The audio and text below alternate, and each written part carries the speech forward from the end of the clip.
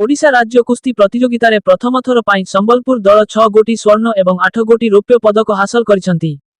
संबलपुर कचेरी स्थित Shaolin kung fu उशु association द्वारा परिचालित जिला कुस्ती खेलाड़ी team Cuttack Jawaharlal Nehru indoor stadium ठारे चलित मास 19 एवं 20 तारीख में अनुष्ठित राज्य कुस्ती प्रतियोगितारे भाग नहीं संबलपुर दल को 6 गोटी स्वर्ण एवं 8 गोटी रौप्य पदक हासिल करी एक विरल कृतित्व हासिल करी पश्चिम ओडिशा पाई गर्व तथा गौरव अर्जन करिसंती। एथिसह संबलपुर तथा पश्चिम ओडिशा पाई प्रथम करी एक नूतन इतिहास सृष्टि करिसंती। एनेई सफलता पाइथिबा संबलपुर जिला कुस्ती टीम आज दिन 11:30 समय रे संबलपुर रेल स्टेशन को संबलपुर को इंटरसिटी एक्सप्रेस ट्रेन रे पहुंचीबा परे जिला कुस्ती संघ तरफरु एक प्रतिनिधि दल फुल तोड़ा देई सफलता पाइथिबा जिला कुस्ती टीम रो सबु खेलाड़ी को भव्य स्वागत करा जायथिला।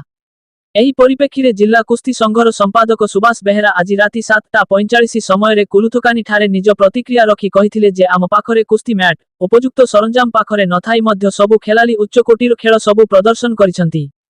आमर नितांत आवश्यक कुस्ती मैट आदि सरंजाम जदि राज्य सरकारक तरफरु जोगाई देले आमर जिला कुस्ती खेलाड़ी अधिक उपकृत हेबे एवं आमर खेलाड़ी मध्य ओलंपिक पदक हासिल करि पारिबे बोली श्रीयुक्त बेहेरा कहिसंती। कटकर जवाहरलाल नेहरू इंडोर स्टाडियम ठारे अनुष्ठित होता से आमर संबलपुर कुस्ती खेलाड़ी मैंने भाग नहीं बहुत उच्च प्रदर्शन करते से आम 6टी स्वर्ण पदक आउ 8टी रौप्य पदक हासिल कलु जेनटा कि संबलपुर तथा पश्चिम ओडिशा लगी गोटे इतिहास सृष्टि कला और से लगी आमर एसोसिएशन समस्त कर्मकर्ता आ संबलपुर शुभेच्छु वृंद